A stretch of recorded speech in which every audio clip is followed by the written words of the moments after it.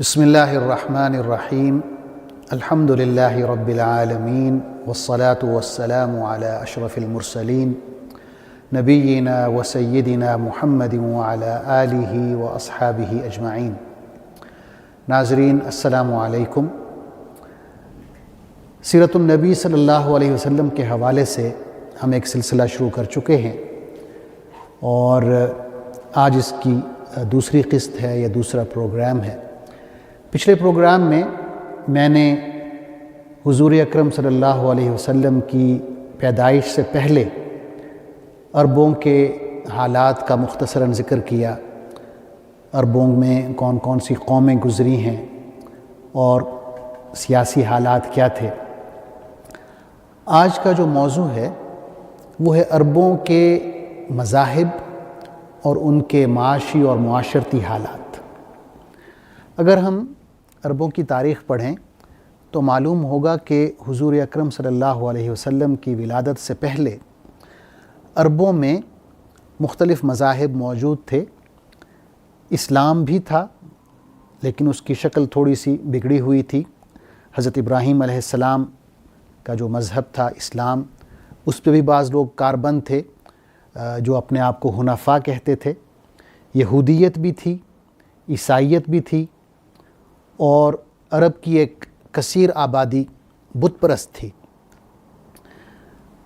حضرت اسماعیل علیہ السلام کے بعد کئی صدیوں تک عربوں کا جو مذہب ہے وہ اسلام ہی رہا، یہاں تک کہ وہ قبیلہ جس میں حضرت اسماعیل علیہ السلام نے شادی کی تھی، قبیلہ جرہم، جس نے حضرت اسماعیل علیہ السلام کی وفات کے بعد مکہ پر حکومت کی، کئی سو سال کے بعد ان کی حکومت ختم ہوتی ہے۔ ایک اور عرب قبیلہ ہے، قبیلہ خزاعہ، اس کی جنگ ہو جاتی ہے قبیلہ جرہم سے، اور قبیلہ خزاعہ جو ہے قبیلہ جرہم کو مکہ سے نکال باہر کرتا ہے اور قبیلہ جرہم اپنے اصلی وطن یعنی یمن کی طرف واپس لوٹ جاتے ہیں۔ یہ جو قبیلہ ہے خزاعہ، اس کا ایک بہت بڑا سردار گزرا ہے جس کا نام ہے عمرو بن لحی۔ اس کے بارے میں آتا ہے کہ یہ شخص عربوں میں بت پرستی پھیلانے کا ذمہ دار ہے۔ ہوا یوں کہ یہ سیریا کا سفر کرتا ہے، ملک شام کا، اور وہاں جا کے یہ دیکھتا ہے کہ لوگ بتوں کی پوجا کر رہے ہیں، تو اسے یہ پسند آتی ہے بت پرستی۔ تو ایک بہت بڑا بت خریدتا ہے جس کا نام ہبل ہے۔ یہ بت وہ لاتا ہے اپنے ساتھ مکہ اور اسے خانہ کعبہ کے اندر رکھواتا ہے۔ لوگ اس کی اطاعت کرتے ہیں، اسے اپنا سردار مانتے ہیں۔ تو یہ لوگوں کو حکم دیتا ہے کہ آج سے ہبل کی عبادت کی جائے، اس کے سامنے جانور ذبح کیے جائیں یا نظر و نیاز مانی جائے۔ تو لوگ اس کی اطاعت کرتے ہوئے ہبل کی عبادت کرتے ہیں۔ اسی طرح پھر ایک اور بت کا ذکر ملتا ہے، لات کا اور منات کا اور عزا کا۔ یہ بڑے بڑے بت ہیں عربوں میں۔ لات جو ہے بت کا نام ہے، یہ طائف میں تھا۔ منات جو ہے یہ بحر احمر کے نزدیک ساحلی علاقے میں ایک چھوٹا سا شہر ہے قدید، یہ آج بھی ہے، تو وہاں پر یہ تھا۔ عزا جو ہے یہ طائف اور مکہ کے درمیان ایک مقام ہے، وادی نخلہ، وہاں پر تھا۔ تو لوگ ان بتوں کی عبادت کرتے تھے اور تقریباً عرب کے ہر بڑے قبیلے کا ایک اپنا بت تھا، اور پھر یہ سلسلہ ہوا کہ پھر چھوٹے چھوٹے بت لوگوں نے اپنے گھروں میں بھی رکھنا شروع کر دیے۔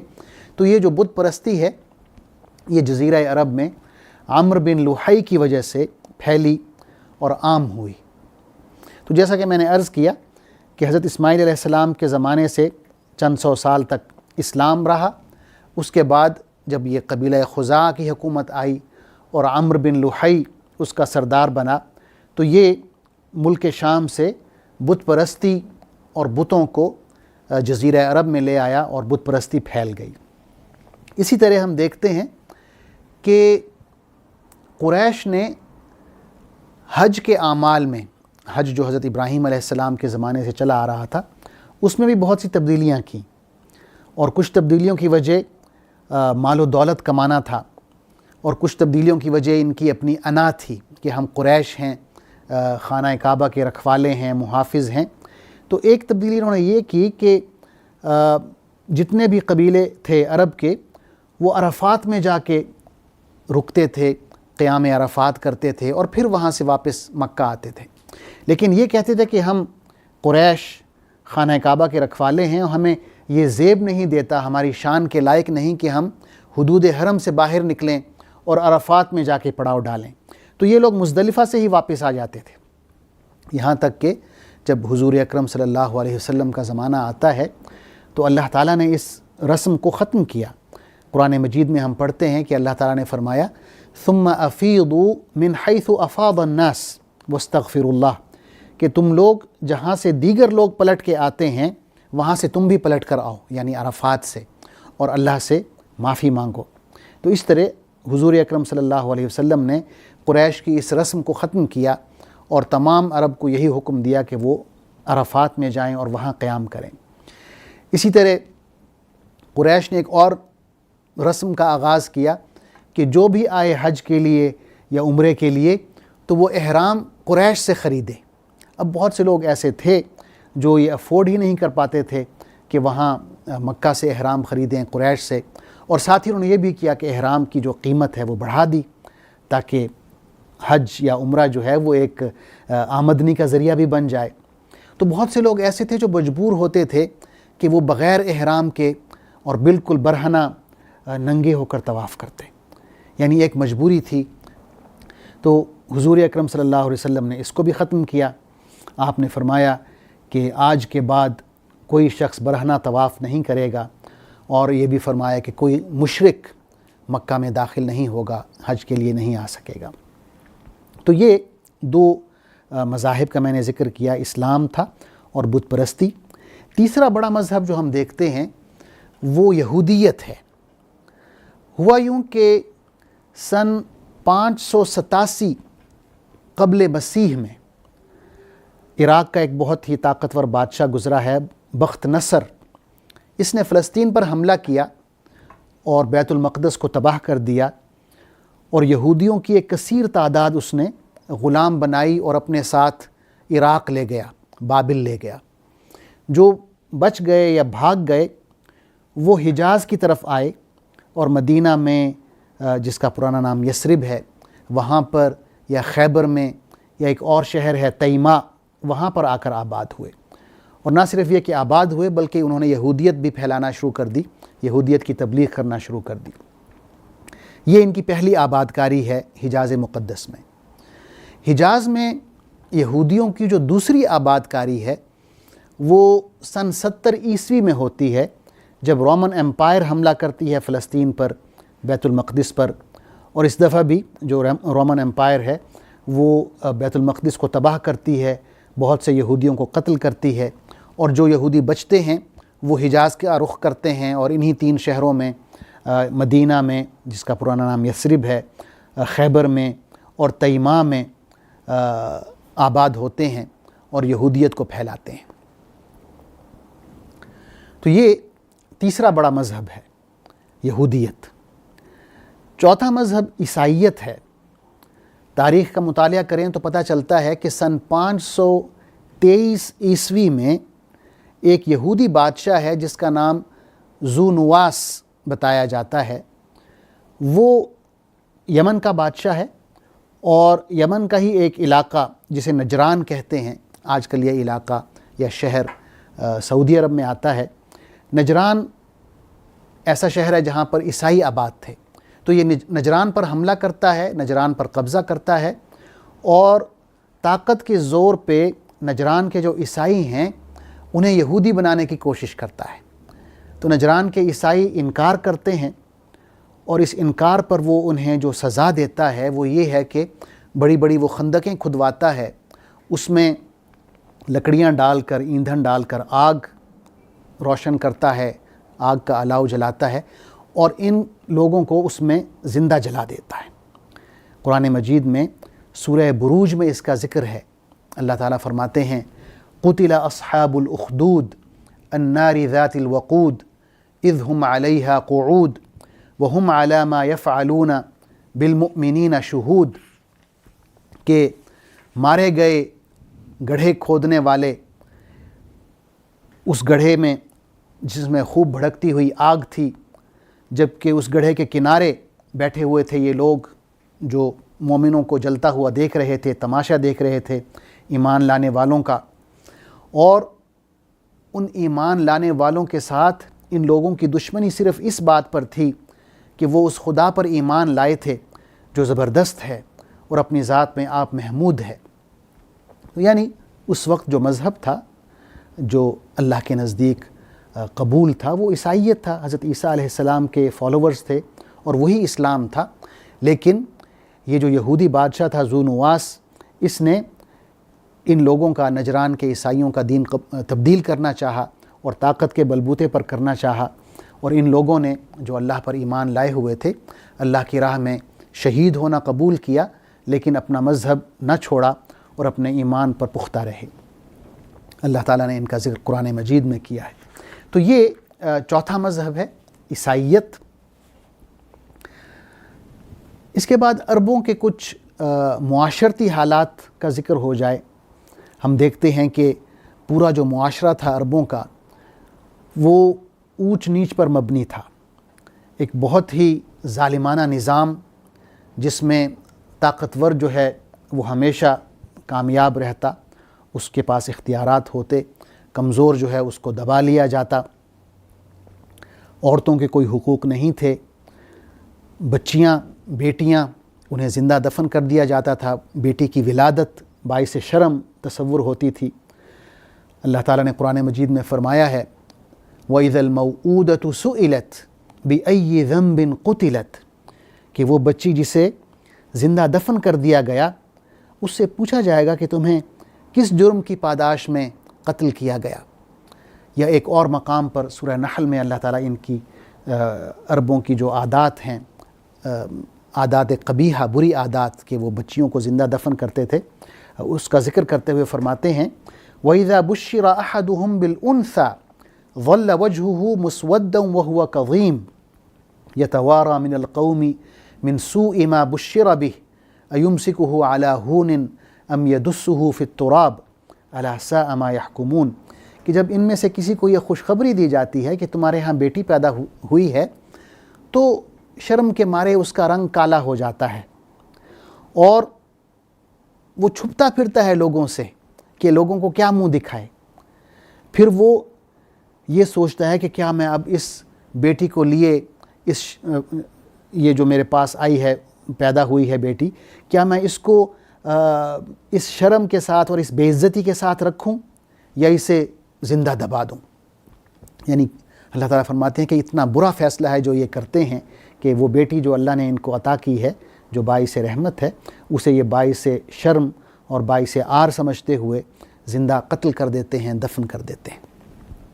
تو یہ ان کے معاشرتی حالات تھے۔ اس کے بعد معاشی حالات کا ذکر ہے۔ عرب جو ہیں زیادہ تر تجارت پیشہ تھے، زراعت ان میں بہت کم تھی، صرف ان علاقوں میں زراعت تھی جو زرخیز ہیں، جیسے مدینہ ہے یا وادی قرا ہے عرب کے مشرقی علاقے میں۔ باقی اکثریت جو ہے وہ تجارت پیشہ تھی۔ قریش کے بارے میں بھی اللہ تعالیٰ نے بطور احسان فرمایا ہے کہ میں نے انہیں تجارت کے مواقع فراہم کیے۔ رحلۃ الشتاء والصیف کا ذکر ہے سورہ قریش میں کہ ایک ان کا سفر جو ہے سفر تجارت شام کی طرف ہوتا تھا گرمیوں میں، اور دوسرا جو سفر ہے جو بہت بڑا ہوتا تھا وہ یمن کی طرف ہوتا تھا سردیوں میں۔ تو اس میں یہ پیسہ کماتے تھے، دولت کماتے تھے۔ لیکن یہ بھی ہے کہ یہ تجارت بہت محدود ہوتی تھی، صرف ان مہینوں میں ہوتی تھی جو مقدس مہینے شمار ہوتے ہیں عربوں میں، اور قرآن مجید میں بھی ان کا ذکر ہے کہ وہ مقدس مہینے ہیں۔ اللہ تعالیٰ فرماتے ہیں ان عدت الشہور عند اللہ 12 شہرا فی کتاب اللہ یوم خلق السماوات والارض منها 4 حرم، کہ مہینوں کی تعداد اللہ کی کتاب میں، اس کے قانون میں 12 ہے، اور یہ تب سے ہے جب سے اللہ تعالیٰ نے آسمانوں اور زمین کو پیدا کیا ہے۔ ان 12 مہینوں میں 4 ایسے ہیں جو مقدس ہیں، اور حضور اکرم صلی اللہ علیہ وسلم نے ان کا ذکر فرمایا ہے کہ یہ رجب ہے اور ذی قعد ہے، ذی الحج ہے اور محرم ہے۔ تو رجب میں لوگ عمرہ کرتے تھے اور باقی جو 3 مہینے ہیں ان میں حج کا سفر کرتے تھے، اور انہی 4 مہینوں میں تجارت کے سفر بھی ہوتے تھے، کیونکہ ان مہینوں میں امن ہوتا تھا، جنگ کی ممانعت تھی، تو اس میں بڑے بڑے بازار بھی لگتے تھے۔ طائف کے قریب ایک بہت بڑا بازار لگتا تھا جس کا نام عکاظ ہے، یہ آج بھی لگتا ہے۔ ایک اور بازار تھا جس کا نام ذی مجنہ ہے، ایک اور ہے جس کا نام ذی مجاز ہے۔ تو یہ 3 بڑے بڑے بازاروں کا ذکر ہے، ظاہر ہے اور بھی ہوں گے، لیکن یہ ہے کہ ان میں جو ایکٹیویٹی ہے، تجارت ہے، وہ محدود تھی، کیونکہ صرف ان 4 مہینوں میں ہوتی تھی۔ اس کے بعد عربوں کا جو اخلاقی حالت تھی اس کے حوالے سے بھی بتاتا چلوں کہ جو ان کی اکثریت ہے وہ تو اخلاقی گراوٹ کا شکار تھی، یعنی پورا ایک لوٹ مار کا نظام تھا، قافلوں کو لوٹنا، چھوٹی چھوٹی بات پر قتل و غارت کرنا، ایسی جنگیں جو 40 سال تک چلتی تھیں۔ داحس و غبرہ کی جنگ ہے، یعنی ایک ایسی جنگ کہ بہت ہی معمولی اسباب پر شروع ہو گئی کہ ایک کی گھوڑی جو ہے وہ آگے نکل گئی تو اس پر جنگ شروع ہو گئی، اور وہ 40 سال تک چلی۔ لیکن ساتھ میں ہم یہ بھی دیکھتے ہیں کہ عربوں میں بعض اچھی صفات بھی ہیں، بہادری کی صفت ہے، مہمان نوازی کی صفت ہے، سخاوت کی صفت ہے۔ حاتم طائی کا ذکر ہم پڑھتے ہیں کہ ایک بہت ہی سخی انسان گزرے، عزت نفس ہے، وعدہ وفائی ہے، تو یہ ساری صفات بھی عربوں میں ہم دیکھتے ہیں۔ حضور اکرم صلی اللہ علیہ وسلم کی ولادت باسعادت کا ذکر کرنے سے پہلے آپ کے نسب مبارک کا ذکر ہو جائے۔ حضور صلی اللہ علیہ وسلم کا جو نسب ہے اسے ہم 3 حصوں میں تقسیم کر سکتے ہیں۔ ایک وہ حصہ ہے جس کے صحیح ہونے پر تمام علماء اور مورخین کا اتفاق ہے۔ ایک وہ حصہ ہے جس میں علماء نے کلام کیا ہے اور شک کا اظہار کیا ہے کہ اس میں بعض غلطیاں بھی ہو سکتی ہیں۔ اور تیسرا حصہ وہ ہے کہ جس میں تمام علماء کا اتفاق ہے کہ اس میں یقیناً غلطیاں ہیں۔ تو جو پہلا حصہ ہے جس میں تمام مورخین اور علماء متفق ہیں کہ یہ جو حصہ ہے نسب کا یہ صحیح ہے، وہ حضور اکرم صلی اللہ علیہ وسلم سے لے کر جناب عدنان تک ہے، جو حضرت اسماعیل علیہ السلام کی اولاد میں سے ہیں۔ دوسرا جو حصہ ہے وہ عدنان سے لے کے حضرت اسماعیل اور حضرت ابراہیم علیہ السلام تک ہے، اس میں اختلاف پایا جاتا ہے کہ ہو سکتا ہے کچھ غلطیاں ہوں۔ تیسرا جو حصہ ہے وہ حضرت ابراہیم علیہ السلام سے لے کے حضرت آدم علیہ السلام تک ہے، اس میں علماء یہ کہتے ہیں کہ اس میں یقیناً غلطیاں ہوئی ہیں مورخین سے۔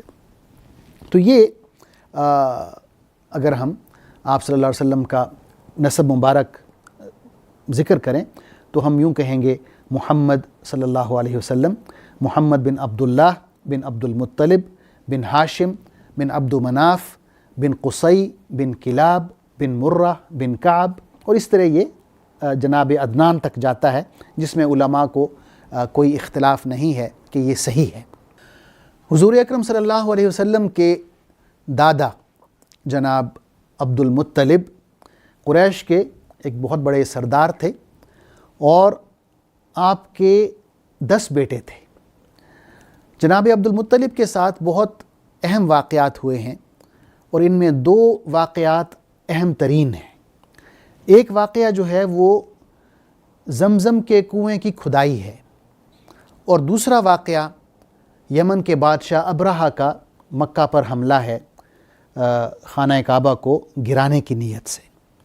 جو پہلا واقعہ ہے زمزم کے کنویں کی کھدائی، اس کے حوالے سے یہ ہوا کہ جناب عبد المطلب کو خواب آتا ہے کہ زمزم کا کنواں جو قبیلہ جرہم نے مکہ سے نکلتے وقت بھر دیا تھا، اور اس کا جو نشان ہے وہ بھی مٹا دیا تھا، کیونکہ جو دوسرا قبیلہ ہے قبیلہ خزاعہ، انہوں نے جرہم کو شکست دی اور مکہ پر قبضہ کر لیا، تو جرہم نے جاتے ہوئے یہ حرکت کی بدلہ لینے کی خاطر کہ زمزم کا کنواں جو ان کے نزدیک بھی مقدس تھا، اور انہیں پتہ تھا کہ یہ حضرت اسماعیل علیہ السلام کو اللہ تعالیٰ نے عطا کیا، وہ کنواں انہوں نے بھر دیا مٹی سے اور اس کا نشان بھی مٹا دیا اور چلے گئے یمن۔ یہاں تک کہ جناب عبد المطلب کا زمانہ آتا ہے جو حضور اکرم صلی اللہ علیہ وسلم کے دادا ہیں، آپ کو یہ خواب آتا ہے کہ زمزم کا کنواں کھودا جائے اور آپ کو اس خواب میں زمزم کے کنویں کی جگہ بھی بتائی جاتی ہے کہ وہ یہاں پر ہے، تو آپ وہ اپنے بیٹوں کے ساتھ جاتے ہیں، اسے کھودتے ہیں اور واقعی وہاں سے زمزم کا جو کنواں ہے پھر سے وہ چشمہ ابلنا شروع ہو جاتا ہے، اور تمام قریش والے اکٹھے ہو جاتے ہیں، بلکہ مطالبہ کرتے ہیں کہ ہمیں بھی اس اعزاز میں شامل کیا جائے، اس پانی کی ملکیت میں ہمیں شامل کیا جائے۔ عبد المطلب انکار کرتے ہیں اور کہتے ہیں کہ اللہ نے مجھے اس کی طرف رہنمائی کی تو اس پر میرا حق ہے اور میرے بیٹوں کا حق ہے، اور قریش پھر یہ حق تسلیم کرتی ہے۔ دوسرا جو واقعہ ہے وہ یمن کے بادشاہ ابرہہ کا ہے۔ ابرہہ ایک عیسائی بادشاہ تھا۔ میں نے عرض کیا کہ ایک یہودی بادشاہ گزرا ہے ذو نواس، جس نے نجران پر حملہ کیا، نجران کے عیسائیوں کو اس نے قتل کیا۔ تو اس کا بدلہ لینے کے لیے رومن امپائر نے ایک فوج بھیجی۔ یہ حبشیوں پر مبنی تھی، حبشہ جس کا آج کل نام ایتھوپیا ہے۔ تقریباً 70,000 حبشیوں کی فوج اس نے تیار کی اور یمن بھیجا۔ اس نے یہودیوں کے وہاں سے باہر نکالا۔ اسی فوج کے ایک جرنیل کا نام ابرہہ تھا۔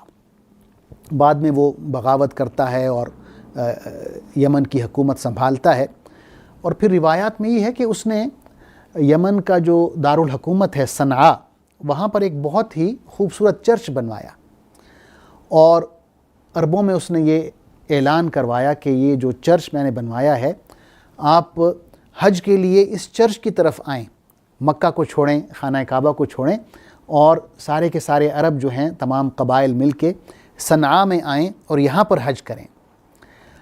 عرب جو حضرت ابراہیم علیہ السلام کے زمانے سے حج کرتے چلے آ رہے تھے، مکہ جاتے تھے، خانہ کعبہ کی ایک اہمیت، ایک مقام ان کے دلوں میں تھا۔ جب انہوں نے یہ اعلان سنا تو انہیں بہت غصہ آیا، یہاں تک کہ ایک بدو جاتا ہے صنعاء، اس چرچ میں جاتا ہے اور وہاں وہ اس غصے میں آ کے گندگی اور غلاظت پھیلا دیتا ہے۔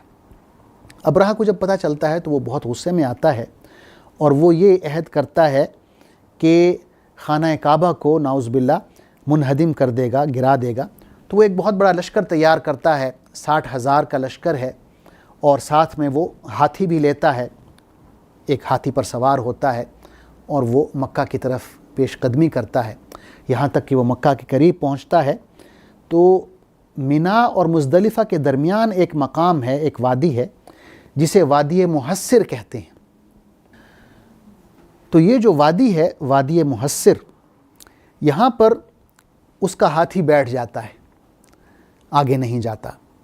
اسے اٹھاتے ہیں، مارتے ہیں، وہ پیچھے تو جاتا ہے، دائیں موڑیں بھاگ پڑتا ہے، بائیں موڑیں چل پڑتا ہے، لیکن مکہ کی طرف نہیں جاتا۔ اور اسی وادی میں، وادی محسر میں، پھر اللہ تعالیٰ اس فوج پر عذاب بھیجتے ہیں۔ قرآن مجید میں سورہ فیل کا ذکر ہے، الم تر کیف فعل ربک باصحاب الفیل الم یجعل کیدہم فی تضلیل وارسل علیہم طیرا ابابیل ترمیہم بحجارۃ من سجیل فجعلہم کعصف مأکول۔ کہ اے نبی صلی اللہ علیہ وسلم، کہ آپ نے دیکھا نہیں کہ تیرے پروردگار نے ہاتھی والوں کے ساتھ کیا سلوک کیا؟ کیا ان کی تدبیر کو اکارت نہیں کر دیا، اور ان پر پرندوں کے جھنڈ بھیجے جو ان پر پکی ہوئی مٹی کے پتھر پھینکتے تھے، اور پھر اس پوری فوج کا یہ حال کر دیا جیسے کہ وہ جانوروں کا کھایا ہوا بھوسا ہوں، یعنی پوری فوج تباہ ہو گئی۔ اور روایات میں آتا ہے کہ خود ابرہہ جو ہے وہ زخمی ہو گیا، اور اسی زخمی حالت میں وہ سفر کرتا ہے، اور یمن پہنچ کر وہ ایڑیاں رگڑ رگڑ کے مرتا ہے۔ قریش کے لیے اور تمام عربوں کے لیے یہ جو واقعہ تھا جس کے تحت اللہ تعالیٰ نے اپنے گھر کی حفاظت کی، یہ بہت اہم واقعہ تھا، اتنا اہم کہ انہوں نے اس واقعے سے اپنی تاریخ رقم کرنا شروع کر دی۔ اپنی تاریخ کا آغاز انہوں نے اس واقعے سے کیا، عام الفیل، ہاتھی والا سال، اور یہاں سے وہ اپنی تاریخ کا انہوں نے آغاز کیا۔ یہ محرم کا مہینہ تھا، اور اس واقعے کے ٹھیک 55 دن بعد حضور اکرم صلی اللہ علیہ وسلم کی ولادت باسعادت ہوتی ہے۔ انشاءاللہ اگلے پروگرام میں ہم یہیں سے شروع کریں گے حضور اکرم صلی اللہ علیہ وسلم کی ولادت سے۔ تب تک کے لیے اجازت دیجیے۔ اللہ حافظ، والسلام علیکم ورحمۃ اللہ وبرکاتہ۔ اللہم صلی علی سیدنا محمد وعلی آلہ وصحبہ وسلم۔